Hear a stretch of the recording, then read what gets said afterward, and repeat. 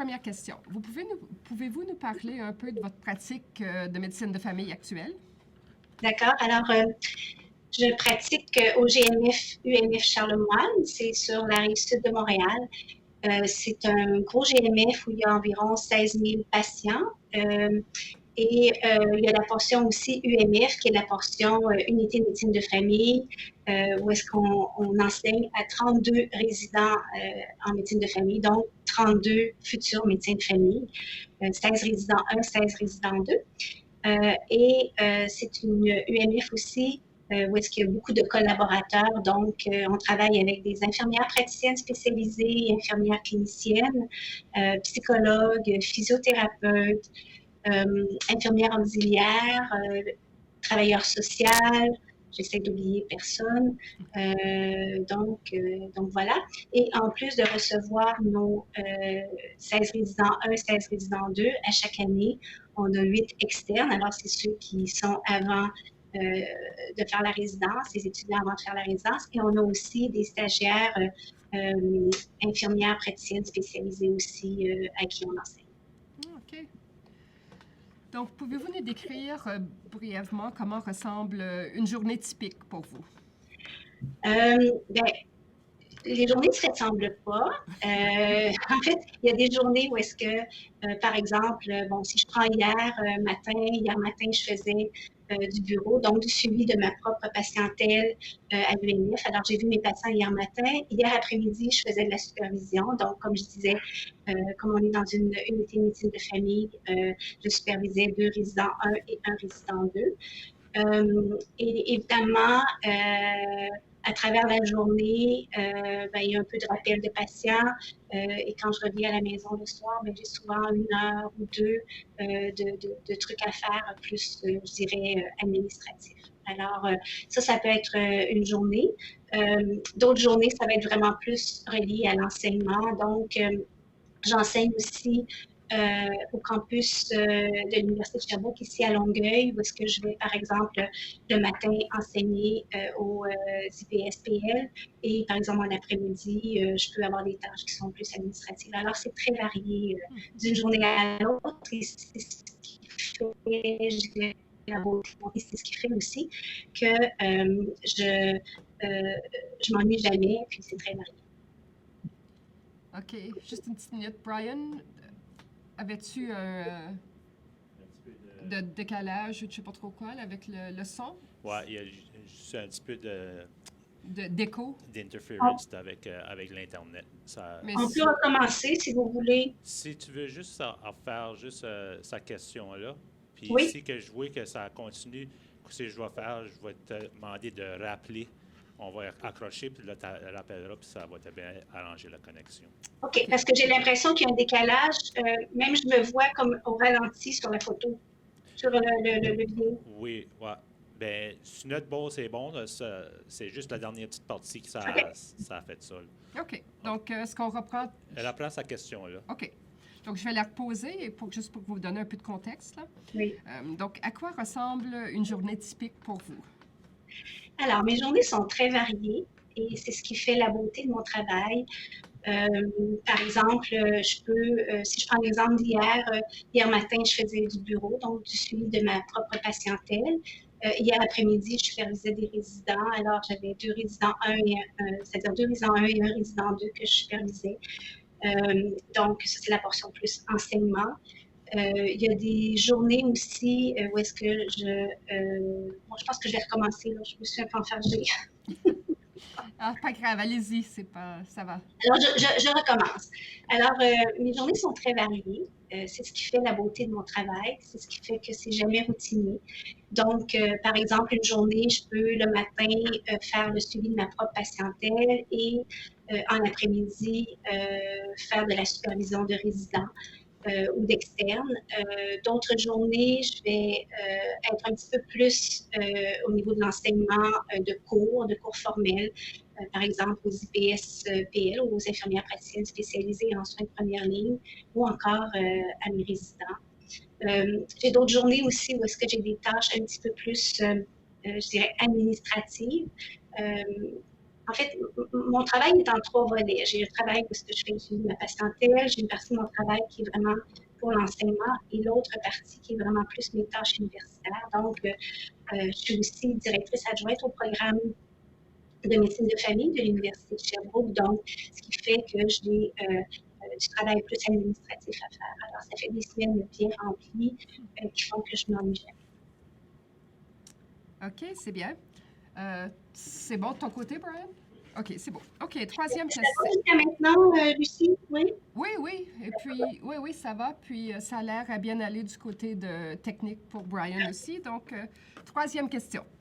Oui. Donc, qu'avez-vous ressenti lorsqu'on vous a annoncé que vous aviez été nommé médecin de famille de l'année? Ouf! Je pense que j'ai fait ça. Ouf! C'est vraiment un bonheur, je dirais, qui est un peu ininterprétable. Et j'ai gardé ça secret pendant 2 mois. J'en ai pas parlé. Ben, évidemment, j'en ai parlé à mon amoureux là, qui était là quand il a entendu mon ouf. Et j'ai toujours eu tendance à mieux aimer, je dirais, donner que recevoir. Alors, ce qui fait que là, je recevais un cadeau immense parce que j'ai reçu ça comme un grand cadeau. Et donc, j'ai gardé ça secret pendant 2 mois. Et quand il y a eu la journée du Collège des médecins de famille du Québec, la journée des innovations, où est-ce que j'étais invitée. Donc, je me suis présentée. Quand on m'a remis ma petite cocarde le matin, il y avait un gros ruban rouge. C'était médecin de famille de l'année. Alors, la dame qui dit « Oh wow, Dr. Chantal, c'est dit médecin de famille de l'année. » Et comme ça n'avait pas encore été divulgué de façon officielle, j'ai pris ma cocarde et je l'ai mise dans le fond de sac à main. Donc, je me suis promenée toute la journée, cette cocarde, et c'est vraiment le soir du 31 mai que ça a été officialisé. Et je vous dirais que depuis ce temps-là, c'est vraiment un tsunami de beaux messages, un tsunami d'amour. J'ai travaillé pendant 12 ans sur la Côte-Nord à Sept-Îles et ça fait 15 ans maintenant que je suis à l'UNF et j'ai même reçu des courriels de la part de mes anciens patients de Sept-Îles. Alors, c'est vraiment quelque chose qui touche direct au cœur, qui fait beaucoup de bien. Je dirais qui récompense d'une certaine façon aussi toutes ces années de travail, les nuits de garde, le manque de sommeil, les heures supplémentaires où est-ce qu'on tente d'aider un résident qui est plus en difficulté. Alors, vraiment un beau moment dans ma vie que j'apprécie beaucoup. Et je vous dirais que maintenant, je le garde plus secret.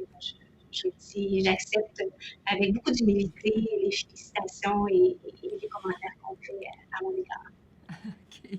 OK. Oh, ben c'est bien quand même. Hein? C'est une oui. bonne description de vos sentiments, c'est sûr. J'ai vraiment caché ma petite cocarde. Là, et puis, maintenant, il faut la sortir, hein, la porter avec fierté, voilà.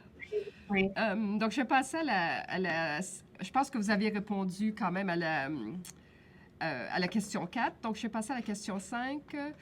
Pouvez-vous me dire pourquoi vous avez décidé de faire carrière en médecine de famille?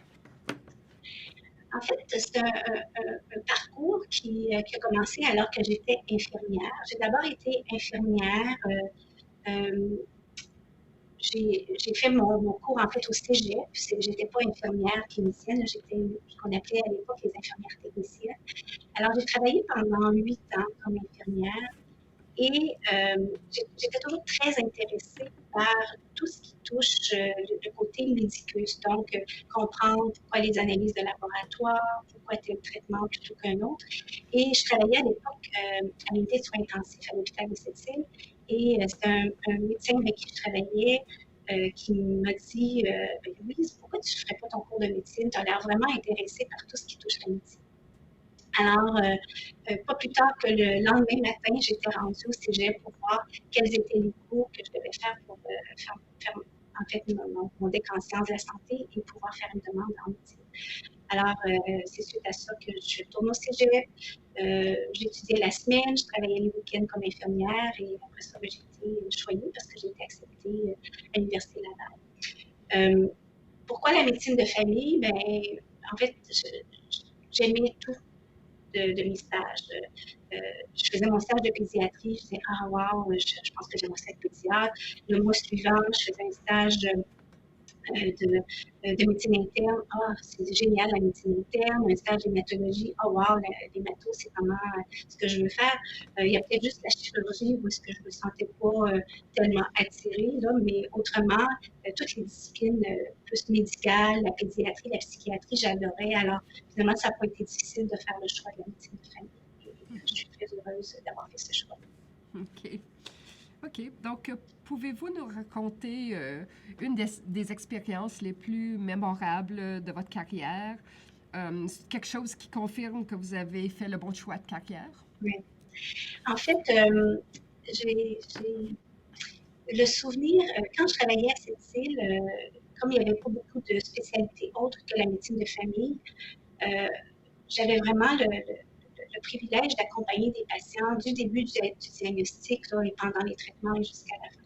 Et je me rappelle de Martial, qui était un jeune homme plutôt fin quarantaine, chez qui j'avais fait un diagnostic de lymphome non-Hodgkinien et que j'avais accompagné pour ses traitements de chimiothérapie, évidemment pour toute l'évolution de sa maladie. Et malheureusement, bon, il n'y a pas eu une réponse favorable à la chimiothérapie.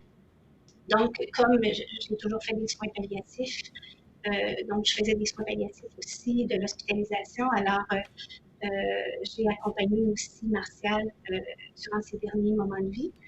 Et c'était moi qui étais de garde à l'hôpital. Donc, le samedi matin, alors que Martial est hospitalisé, je commence ma tournée par lui, bien sûr. Et je m'installe, je m'assois sur le bord de son lit et il ouvre les yeux, très affaibli. Il me dit, ben, je t'attendais. Et finalement, je lui tenais la main. Et il y avait toute sa famille aussi qui était là, tout près.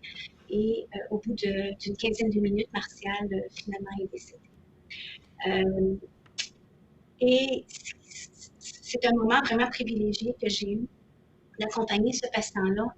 Et je suis revenue au bureau 2 jours après parce que j'avais terminé ma semaine de garde. Et quand je suis rentrée dans mon local de bureau, il y avait un bouquet de fleurs sur ma table. Et c'était Martial qui me revoit et me disait merci pour tout ce que j'avais fait.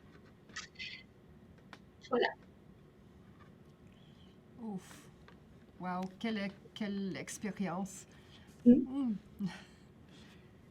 Brian, did you get that? Oui, j'ai tout eu juste la dernière petite partie avec le bouquet de fleurs. Si tu pourrais juste répéter ce qui est arrivé quand tu es arrivé back à ton bureau avec le bouquet de fleurs. Juste cette partie-là. Ouf. Oui. Je vais reprendre mes esprits un peu. Hein? En fait, à chaque fois que je pense à Martial, je deviens facilement émue. Donc, tout ça pour dire que quand je suis arrivée à la clinique, dans mon bureau, il y avait un bouquet de fleurs sur ma table de travail et Martial m'avait écrit un petit mot. Il avait tout organisé, hein, vraiment, il avait organisé ses funérailles, il avait organisé sa famille. Et j'avais vraiment un magnifique bouquet de fleurs avec un petit mot qui me remerciait et qui me disait ben, merci de m'avoir accompagné et d'avoir été une médecin de famille toutes ces années. Wow. Ouais. OK. Prochaine question, je crois. Hein? Donc, on va voir les larmes, là. Hein? Pardon? Je suis reconnue pour être un peu vous êtes beaucoup passionné pour votre métier, ce qui est pas un défaut, honnêtement. Hein? Donc, de quelle expérience êtes-vous le plus fier en tant que médecin de famille?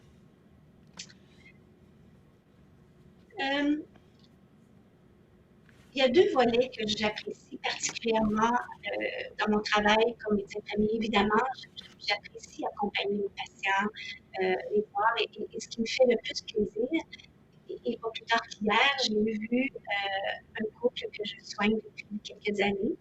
Et je soigne toute la famille. Donc, ça veut dire que c'est 4 générations. Alors, je soigne ce couple-là âgé dans la 80e. Je soigne leurs enfants, leurs petits-enfants et une arrière-petite-fille qui est venue au monde il y a maintenant un petit peu plus qu'une année.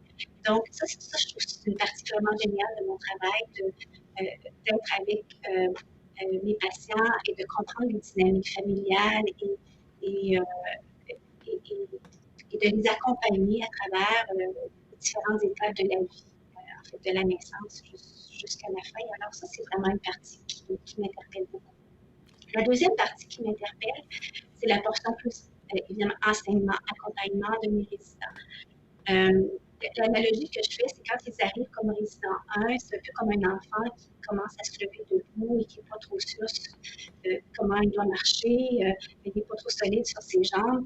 Et au bout de 2 ans, ce petit enfant-là, il court partout, puis on a eu la misère à le suivre. Alors, c'est un peu ça que je ressens avec les résidents. Alors, ils arrivent avec toute leur candeur, avec toute leur spontanéité, leur soif d'apprendre aussi. Alors, ça, c'est vraiment intéressant. Puis je trouve que c'est un privilège de pouvoir les accompagner pendant les 2 années et de voir toute l'évolution du début à la fin de leur parcours. Et c'est une partie aussi que j'aime beaucoup, l'enseignement, parce que d'abord, il faut faire preuve d'une grande humilité. J'apprends aux résidents, mais ils m'apprennent beaucoup à chaque jour. Et je trouve que si je suis le plus à jour possible dans mes connaissances, c'est vraiment grâce aux résidents, parce qu'on n'a pas le choix, on doit être à jour. Et quand on ne sait pas, ben, on reste humble et on cherche dans les livres. Et en tout cas, moi, je suis capable de leur dire, ben, regarde, ça, je ne sais pas, on va chercher ensemble. Puis, on génie dans ça. Et je trouve ça vraiment génial, cette portion de mon travail. Ah, parfait. OK, bon, dernière question. Donc, qu'est-ce qui vous motive à aller travailler tous les jours? Ben, ce qui me motive, c'est la variété, c'est de pouvoir accompagner des patients à tous les âges. Ce qui me motive, c'est l'enseignement auprès de mes résidents. J'ai l'impression de jamais m'ennuyer. C'est tellement toujours varié, d'une journée à l'autre, d'une semaine à l'autre. Et je me dis toujours que si j'ai pu faire la différence auprès de mes patients, en les écoutant bien, en leur apportant un certain réconfort, je pense que je vais avoir atteint mon objectif d'être le meilleur médecin possible, le meilleur médecin pour mes patients possible. Et l'autre volet, c'est si j'ai pu être un bon modèle de rôle aussi pour mes résidents quand je leur enseigne. Je pense que c'est vraiment un objectif que je trouve. Je vais recommencer cette portion-là. Excusez-moi. Ça va, Brian? Oui, c'est bon. Tu peux la commencer. Alors, peut-être juste me reposer la question. Oui, bien sûr. OK. Est-ce que mon micro est... Oui, je peux aller? OK. Donc, qu'est-ce qui vous motive à aller travailler tous les jours? Ben, ce qui me motive à aller travailler tous les jours, c'est vraiment la variété de mon travail. Je ne m'ennuie jamais. C'est tellement différent d'une journée à l'autre. Donc, d'abord, de soigner les patients, ça, c'est très motivant. De les soigner à tous les âges de la vie. De les accompagner aussi dans leur maladie. Et je dis toujours, bien, je soigne mes patients, évidemment, du mieux que je peux. J'essaie de les guérir, mais je ne réussis pas toujours à les guérir, bien sûr. Mais en même temps, je tente de toujours les écouter. Et ça, je pense que c'est quelque chose qui est très, très, très important dans la relation avec les patients. Donc, c'est quelque chose qui me motive au quotidien. Ce qui me motive aussi beaucoup, c'est tout l'enseignement, l'accompagnement que je fais auprès des résidents. Et si je peux être un bon modèle de rôle pour eux, j'aurai atteint mon objectif. Et ce que je trouve encore plus gratifiant, c'est quand je travaille avec des externes, parce qu'on a aussi des externes qui souvent n'ont pas encore choisi dans quelle spécialité ils veulent faire leur résidence. Et si je peux avoir fait la différence pour que l'externe choisisse de faire la médecine de famille comme résidence, de devenir un bon médecin de famille, mais je pense que je vais avoir atteint un autre objectif. Qu'est-ce qui vous motive à aller travailler tous les jours? deux choses que je trouve très, très motivantes au quotidien. D'abord, évidemment, c'est de faire le suivi de la patientèle, une patientèle variée et que j'aime suivre à tous les âges. Et donc, comme je dis souvent, ben, j'essaie de les écouter toujours. Évidemment, j'arrive pas à tout guérir, mais je pense qu'une bonne écoute est essentielle au suivi de nos patients. Et si je peux faire la différence dans leur vie comme médecin de famille, ça, je trouve ça vraiment génial. Et ça, je trouve ça motivant au quotidien d'aller travailler et de voir mes patients. Il y a aussi tout l'aspect enseignement. Avec évidemment les résidents en médecine de famille, j'essaye d'être un bon modèle de rôle. Je souhaite toujours de pouvoir faire un petit peu la différence auprès d'eux.